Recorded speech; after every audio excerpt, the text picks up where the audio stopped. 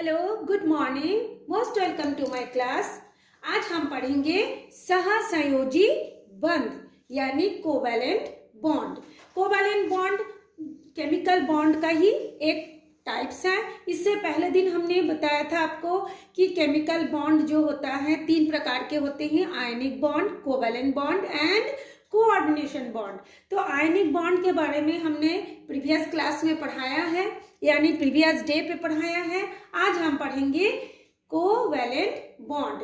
को का मतलब होता है सह मीन्स साथ, वैलेंट का मतलब होता है जुड़ना यानी संयोजी, बॉन्ड का मतलब होता है बंध यानी साथ साथ आपस में जुड़ करके जो बॉन्ड का निर्माण करते हैं उसी को कहा जाता है सहसंयोजी बंध। ये सहसंयोजी बंध को किस तरह से एक दूसरे परमाणु या एक दूसरे इलेक्ट्रॉनों के साथ जुड़ते हैं, परमाणुओं के इलेक्ट्रॉनों के साथ जुड़ते हैं, कौन से थ्योरी से जुड़ते हैं, आज हम उसी के ऊपर डिस्कस करेंगे। तो 3 सिद्धांत से ये कोवैलेंट बॉन्ड का फॉर्मेशन हो सकता है या होता है।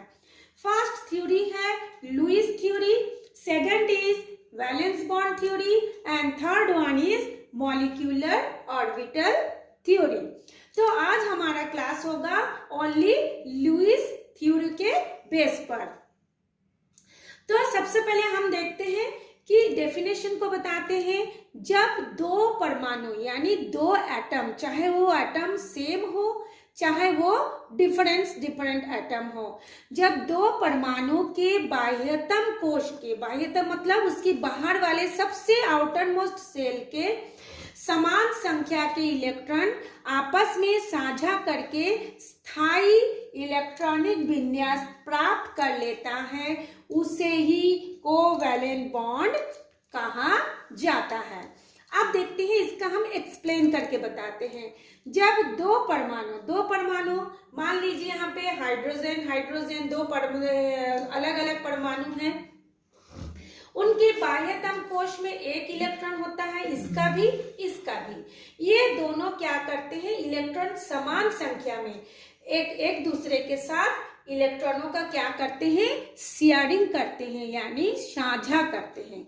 ये साझा का मतलब क्या होता है कि दोनों मिलके एक बात करते हैं, बॉन्ड बनाते हैं। इस बॉन्ड के नियम के अनुसार साझा करेंगे। साझा का मतलब होता है जब हम दोनों मिलकर के हम स्थायी विन्यास प्राप्त करते हैं तो तुम्हारे इलेक्ट्रॉन पर भी हमारा हक होगा और हमारे इलेक्ट्रॉन पर भी तुम्हारा हक होगा। जैसे देखिए, हाइड्रोजन का 1 इलेक्ट्रॉन, इस हाइड्रोजन का भी 1 इलेक्ट्रॉन।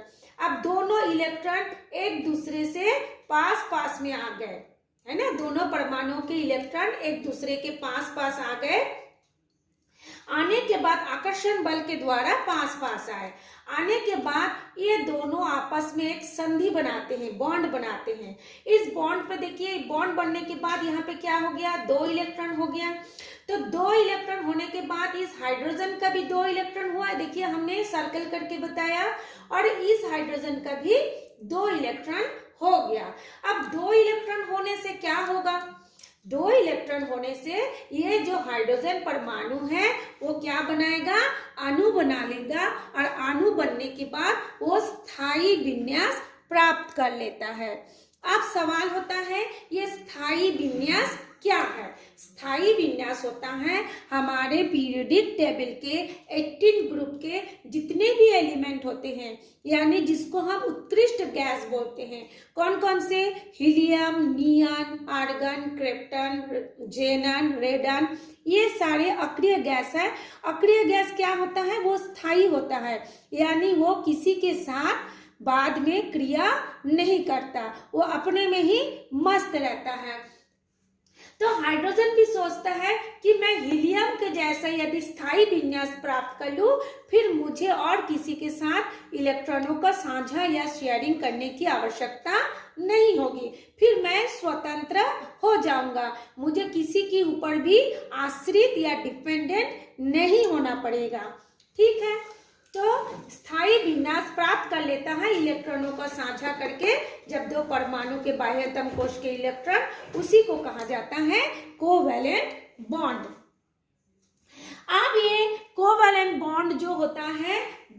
प्रकार के होते हैं। एक होता है होमो एटॉमिक मॉलिक्यूल्स और एक होता है हेटेरो एटॉमिक मॉलिक्यूल्स, जिसको मैंने अभी अभी आपको बताया, समान यानी होमो एटॉमिक मॉलिक्यूल, असमान यानी हेटेरो एटॉमिक मिलकर के मॉलिक्यूल का फॉर्मेशन करेगा। तो होमो एटॉमिक का ऑलरेडी मैंने एग्जांपल से बताया है। ये देखिए, हाइड्रोजन से ये एक बॉन्ड बनाया, हीलियम जैसे स्थायी विन्यास प्राप्त कर लिया, इनके बीच में एक सिंगल बॉन्ड बनाया। अब एग्जांपल एक और देखते हैं, जैसे देखिए ये क्लोरीन का एटॉमिक नंबर होता है 17। तो इसका एटॉमिक नंबर 17 है, तो उसका इलेक्ट्रॉनिक विन्यास कैसे होगा? 2, 8 और 7 होता है। ऐसे होता है 2, 8, 7, है ना। तो यहाँ पे देखिए 2 क्लोरीन परमाणु है, दोनों में ही 7-7 इलेक्ट्रॉन है। कौन कौन से? 1, 2, 3, 4, 5, 6 और एक तो ये 7। 1, 2, 3, 4, 5, 6, ये 7। आप क्लोरीन सोचता है किसी तरह से यदि हमारा ये 8 इलेक्ट्रॉन हो जाए तो मैं आर्गन के जैसा स्थायी विन्यास प्राप्त कर लूंगा, जो कि उत्कृष्ट गैस की श्रेणी में आता है। फिर मुझे किसी के ऊपर आश्रित नहीं होना पड़ेगा, किसी के ऊपर डिपेंड नहीं होना पड़ेगा। जब उसको और दूसरा कोई परमाणु नहीं मिलता, तब यही 2 परमाणु आपस में एक दूसरे के साथ इलेक्ट्रॉनों का शेयरिंग करते हैं, साझा करते हैं। जैसे आप लोग स्कूल में लंच बॉक्स के लंच को शेयर करके खाते हैं एक दूसरे का, वैसे ही समझ लीजिए ये भी दोनों पास पास में आ जाते हैं। एक दूसरे के पास आने के बाद इन लोगों के पास खाना नहीं है, तो इलेक्ट्रॉनों का वो शेयरिंग करते हैं। तो यहाँ पे जो शेयरिंग होगा, ये शेयरिंग थोड़ा सा आप लोगों से हटकर होता है, क्योंकि इसमें जो शेयरिंग होगा, ये जो एक दूसरे का जो इलेक्ट्रॉन है, दोनों का उस पर हक होता है।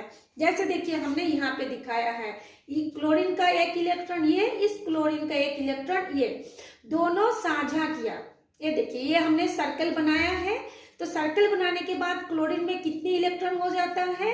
1, 2, 3, 4, 5, 6, 7, 8। इस क्लोरीन के इस परमाणु इलेक्ट्रॉन पर भी इस क्लोरीन का हक होता है। दूसरा क्लोरीन का भी देखिए, 1, 2, 3, 4, 5, 6, ये 7 खुद का, और दूसरा एक क्लोरीन का मिला करके उस पर भी 8 हो जाता है। इसमें देखिए एक एक इलेक्ट्रॉनों का शेयरिंग हुआ, इसलिए उनके बीच में सिंगल बॉन्ड बनेगा। और सिंगल बॉन्ड बनने के बाद हर एक क्लोरीन का 8 इलेक्ट्रॉन यानी 18 इलेक्ट्रॉन हो जाता है। ये जो 7 है वो 8 हो जाता है, फिर वो आर्गन 18 जैसा स्थायी विन्यास प्राप्त कर लेता है।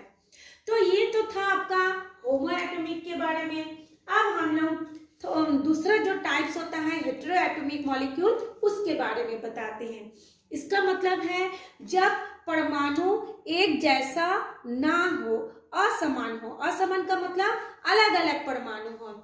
जैसे देखिए ये हाइड्रोजन एक परमाणु है, ऑक्सीजन एक परमाणु है, यह हाइड्रोजन। तो 2 परमाणु अलग अलग जब एक दूसरे के साथ इलेक्ट्रॉनों का शेयरिंग करके बॉन्ड बनाएगा, उस समय हेटेरो एटॉमिक मॉलिक्यूल का फॉर्मेशन होगा। तो हम देखते हैं सबसे पहले हाइड्रोजन। हाइड्रोजन में कितना होता है?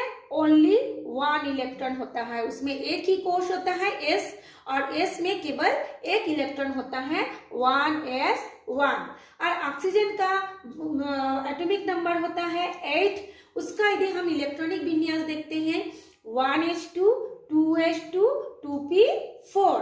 तो ये जो 1s2 होता है वो उसके अंदर का सेल होता है, और ये जो 2s2, 2p4 होता है वो उसके बाहर का कोश होता है, बाह्यतम कोश होता है।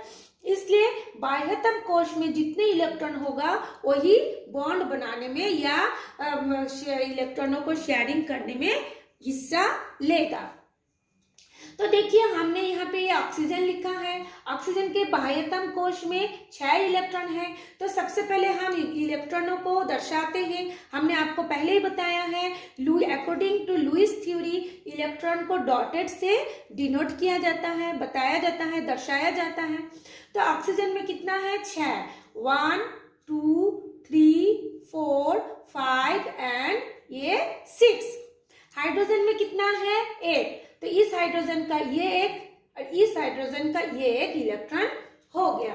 अब इन लोग पास पास आते हैं, आकर्षण करते हैं और इलेक्ट्रॉनों का साझा करते हैं, शेयरिंग करते हैं। तो शेयरिंग करने के बाद हाइड्रोजन हीलियम के जैसा स्थायी विन्यास प्राप्त करेगा, है ना। और ऑक्सीजन का भी ये 8 क्या हो जाएगा? ऑक्टेट रूल फॉलो हो जाएगा, यानी उसका भी 8 इलेक्ट्रॉन पूरा हो जाएगा। तो देखिए कैसे होगा, ये हाइड्रोजन का 1 और ये ऑक्सीजन का 1 मिला करके ये हाइड्रोजन का 2 हो गया। यहाँ भी हाइड्रोजन का 1 ऑक्सीजन का 1 मिला करके ये 2 हो गया। अब ऑक्सीजन का देखते हैं, पहले से उसके पास 6 था, है ना। पहले से उसके पास ये क्या था? 1 2 3 4 5 6 था। होने के बाद अब वो क्या करते, जब यहाँ पे वो साझा करेगा, साझा करने के बाद ये ऐसे करके उसका ये 8 पूरा कर लेगा। ठीक, पहले उसके पास क्या था? 6 था। अब जब वो साझा करेगा, ये हाइड्रोजन का भी 1 ठो वो ले लेता है और खुद का 6 ठो तो है यार, ये एक मिला करके उसके पास कितने इलेक्ट्रॉन हो गया? 8 इलेक्ट्रॉन हो गया। ठीक है, ये आप लोगों को दिख रहा होगा। उसके पास टोटल कितना हो गया? ये 8 इलेक्ट्रॉन हो गया। 1 2 3 4 5 6 ये 7 ये 8 हो गया। ठीक है, तो ये देखिए इनके बीच में क्या बॉन्ड बन गया? ये ऐसे करके एक बॉन्ड बन गया और उसका कौन सा यौगिक बन गया? H2O का फॉर्मेशन इसमें हो गया। इसी तरह से हम लोग और भी एग्जाम्पल ले सकते हैं। जैसे मान लीजिए हम एक मेथेन का फॉर्मेशन देखते हैं। मेथेन का क्या होता है? 4 हाइड्रोजन और 1 कार्बन मिलकर के क्या बनाता है? CH4 बनाता है। तो कार्बन का एटॉमिक नंबर होता है 6, 1s2 2s2 2p2। 2s2 2p2 होता है इसका बाह्यतम कोश, यानी आउटर मोस्ट सेल के इलेक्ट्रॉन। तो कार्बन के बाह्यतम कोश में कितनी इलेक्ट्रॉन हो गई? 4। ये देखिए हमने लिखा है 1 2 3 एंड ये 4। और हाइड्रोजन का कितना होता है? 1s1। तो ये हाइड्रोजन का 1, इस हाइड्रोजन का 1, ये हाइड्रोजन का 1 और ये हाइड्रोजन का 1 मिला करके आपस में उन लोग इलेक्ट्रॉनों का साझा करते हैं। तो साझा करने के बाद देखिए इस हाइड्रोजन का भी 2 हो गया, इसका भी 2, इसका भी 2, इस हाइड्रोजन का भी 2। अब कार्बन का कितना हो गया? तो 1 2 3 4 5 6 7 8। देखिए मैं हल्का सा रेड से उसका बॉन्ड को दर्शाई हूँ बगल में, है ना, उसका बॉन्ड को मैं बताई हूँ। तो इस तरह से कार्बन का भी 8 पूरा हो गया और हाइड्रोजन का भी 2 इलेक्ट्रॉन पूरा हो गया। तो ये देखिए इस तरीके से उन लोग आपस में एक बॉन्ड बना करके, सिंगल बॉन्ड बना करके एक संरचना का निर्माण किए हैं। इसको कहा जाता है सिंगल कोवैलेंट बॉन्ड, है ना। इसी तरह से यदि एक एक इलेक्ट्रॉनों के अलावा 2-2 इलेक्ट्रॉनों का भी शेयरिंग हो सकता है, 3-3 इलेक्ट्रॉनों का भी शेयरिंग हो सकता है। तो चलिए अब हम देखते हैं जब 2 इलेक्ट्रॉनों का शेयरिंग होगा तो कितना बॉन्ड बनेगा। जैसे देखिए यहाँ पे है, हमने ऑक्सीजन का एग्जाम्पल लिया है। ऑक्सीजन का एटॉमिक नंबर होता है 8, 1s2 2s2 2p4। इसका बाह्यतम कोश में 6 इलेक्ट्रॉन होता है। तो देखिए हमने ऑक्सीजन का 6 इलेक्ट्रॉन लिखे हैं, 1 2 3 4 5 6।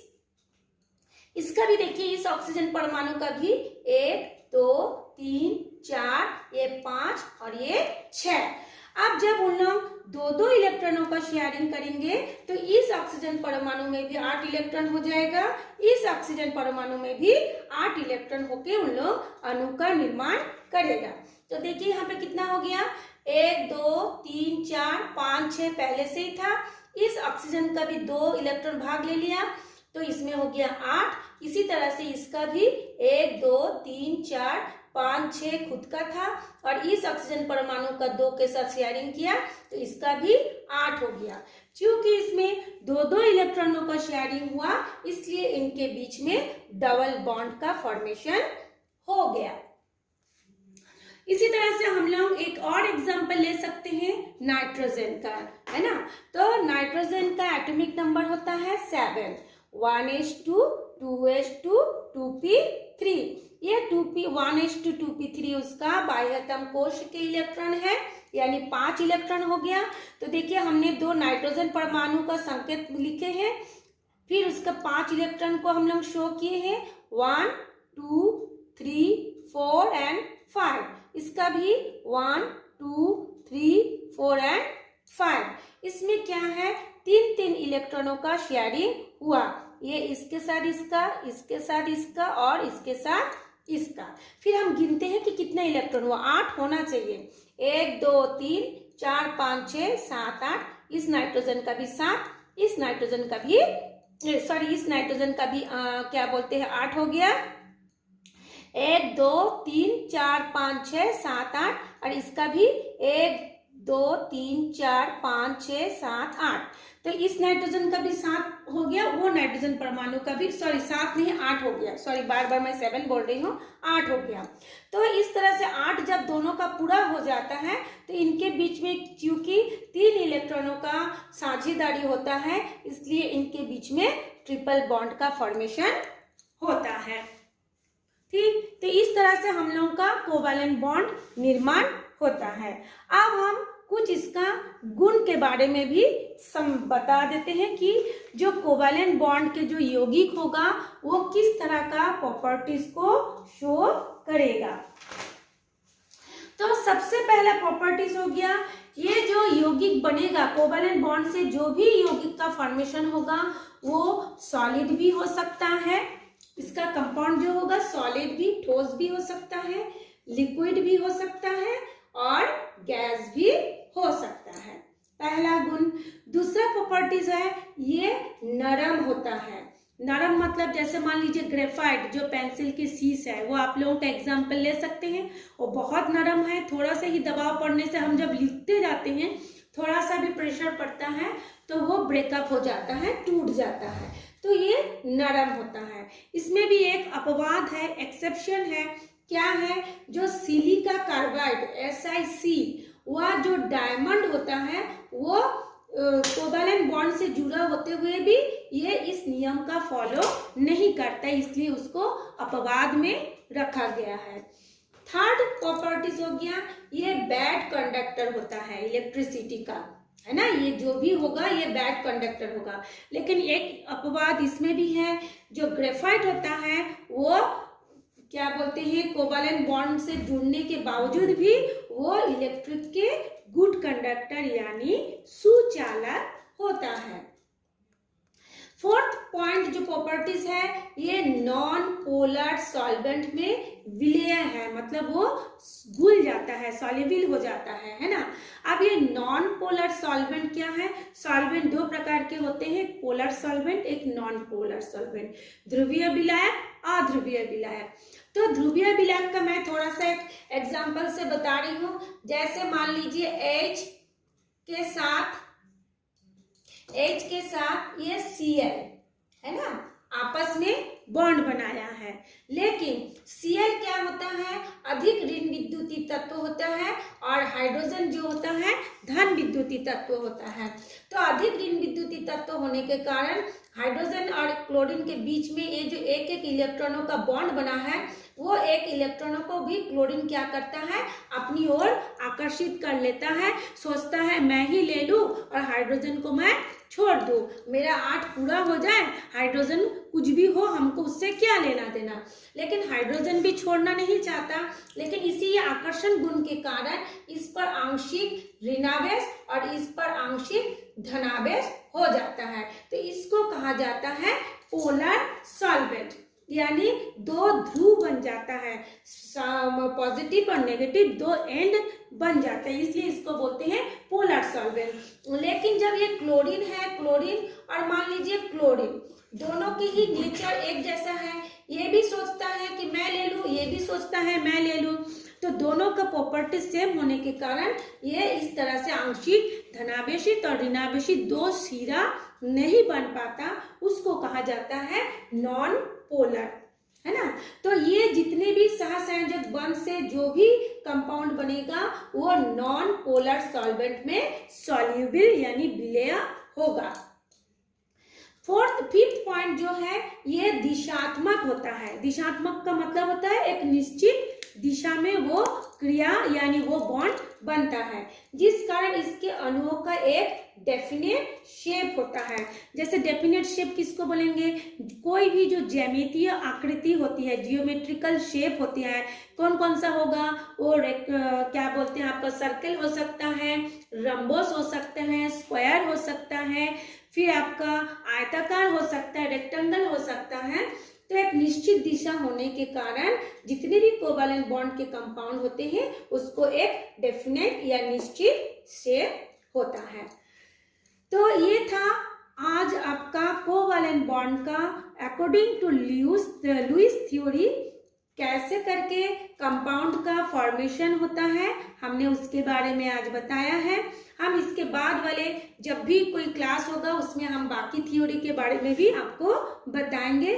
तब तक आप इस थ्योरी को अच्छे से समझ लीजिए, और यदि समझ में आ जाए आप कमेंट्स करके पूछिए, और यदि समझ में नहीं भी आता है तो कौन सा ऐसा पॉइंट है जो आपको बिल्कुल भी समझ में नहीं आया है आप उसको कमेंट्स करके पूछ सकते हैं। और समझ में आ जाए तो एक लाइक भी कर दीजिए, और जो फर्स्ट टाइम देख रहे हैं वो इस चैनल को सब्सक्राइब कर लीजिए ताकि आपको घर बैठे ही ऐसी पढ़ाई का आनंद आप ले सके। Thanks for watching me.